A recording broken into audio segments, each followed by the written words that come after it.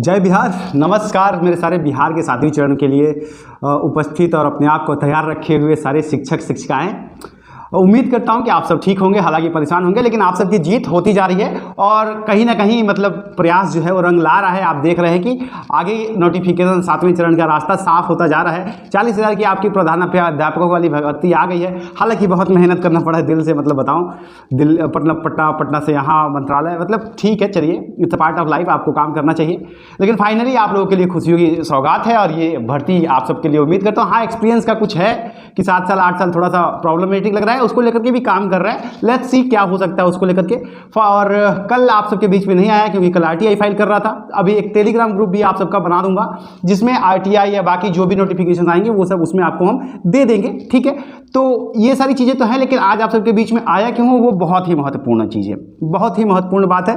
देखिए, सीटेट का केस चल रहा है और ऐसी सुनवाई चल रही है जैसे लग रहा है कि सीटेट वालों को छठे चरण से बाहर करने की पूरी तैयारी है। और सीटेट वाले अगर छठे चरण से हाई कोर्ट की जजमेंट के बाद बाहर होते हैं तो अपने आप 7वें चरण से वो बाहर हो जाएंगे। तो ये मामला जो है काफ़ी हाइक है, इसको लेकर के छात्रों में भी काफ़ी ज़्यादा परेशानी है, डर है। और इसके बारे में बहुत सारे क्रियोस है, क्या सीटेट वाले सच में बाहर हो जाएंगे, बीटेट वाले तो पूरी तरह से इस मूड में है।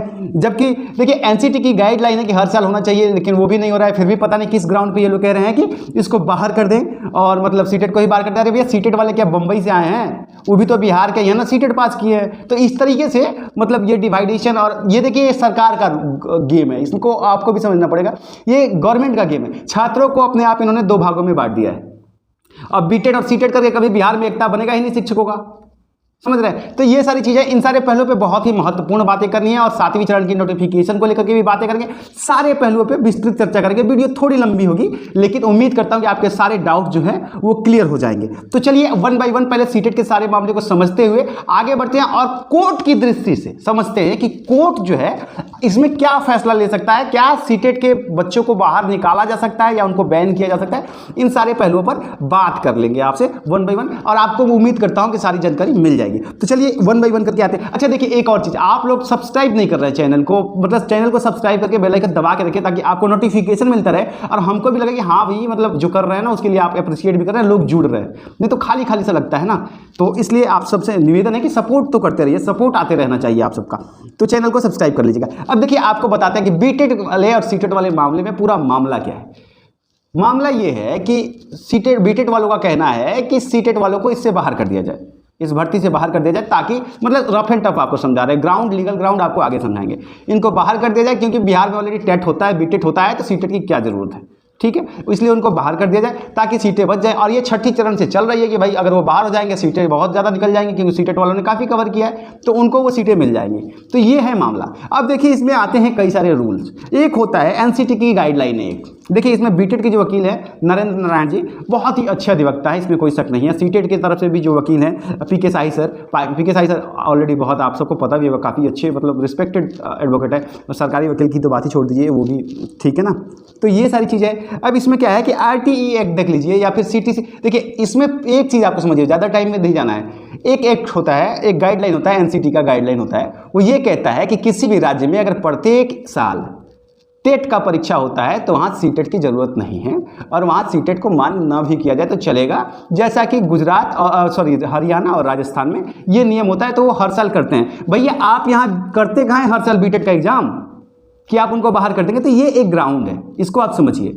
तो यही ग्राउंड जो है ना, यही गाइडलाइन जो है ना, सबसे बड़ा फास बन जाएगा बीटेट वालों के लिए। और एक और चीज़ मैं बीटेट वालों से कहना चाहता हूँ साथियों, ठीक है आप, लेकिन ये भी तो बिहार वाले ही है ना। आपने बीटेट का दिया है, उन्होंने सीटेट दिया है, मतलब एक दूसरे में इतनी नफरत क्यों है आप लोगों को? आपको सीटेट वाले से आप भी सीटेट दे दिए होते।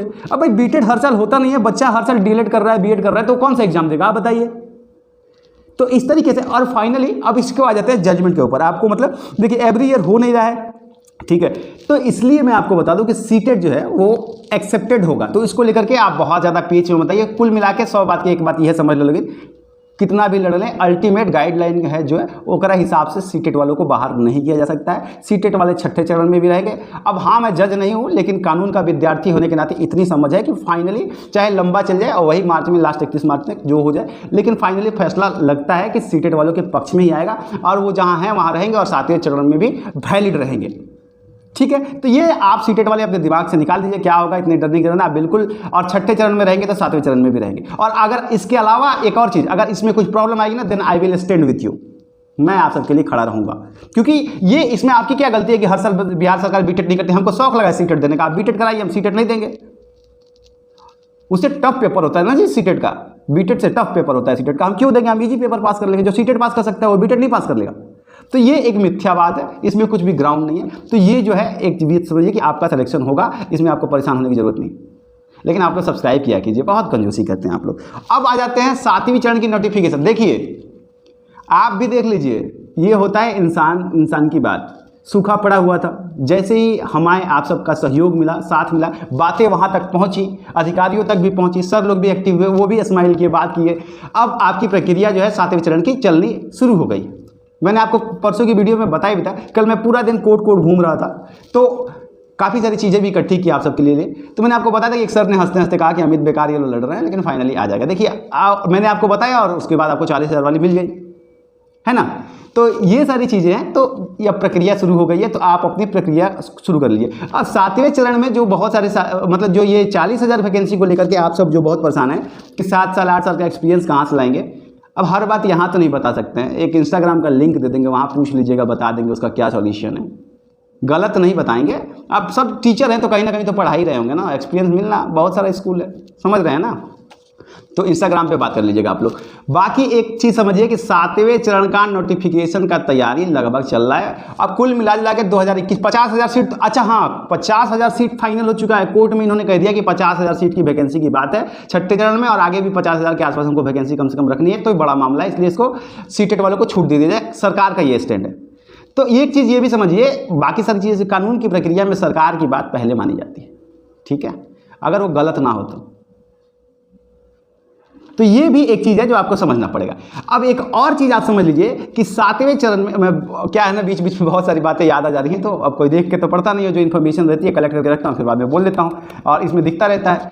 तो देखिए 7वें चरण में एक चीज़ क्लियर है कि 50,000 से ऊपर वैकेंसी आने वाली है। विलंब का कारण जो है वो कुछ कारण है, और ट्विटर कैंपेन भी अगर जरूरत पड़ेगी तो हम शुरू कर लेंगे। लेकिन अभी जो इन्फॉर्मेशन आ रही है उसमें ये है कि जब तक पूरा सीट समझ में ना आ जाए कि पद कितने रिक्त हैं, तो कैसे वैकेंसी निकालेंगे, इसलिए टाइम लग रहा है। हालांकि बहुत सारे जिले में लेटर जा चुका है। पहली चीज़ ये है, हम भी परसों बहुत गुस्सा हो गए थे कि भाई क्या चल रहा है, लेकिन जवाब मिला और सारी चीज़ें, और RTI भी कल फाइल कर दी है तो उसका जवाब भी आएगा। वो टेलीग्राम ग्रुप बना के उसमें डाल देंगे सब चीज़, यहाँ पोस्ट नहीं कर पाते, बहुत अच्छा एडिट करना नहीं आता हमको वीडियो।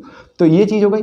अब वहाँ से आएगा प्लस 2021 तक का रिक्त पद, जो हम आपको बोले वैकेंसी बड़ा लंबा चौड़ा आने वाला है, और इसमें टाइम भी लगेगा, चरण बाई चरण, फेस बाई फेस होते होते इलेक्शन आ जाएगा, ये समझ लीजिए।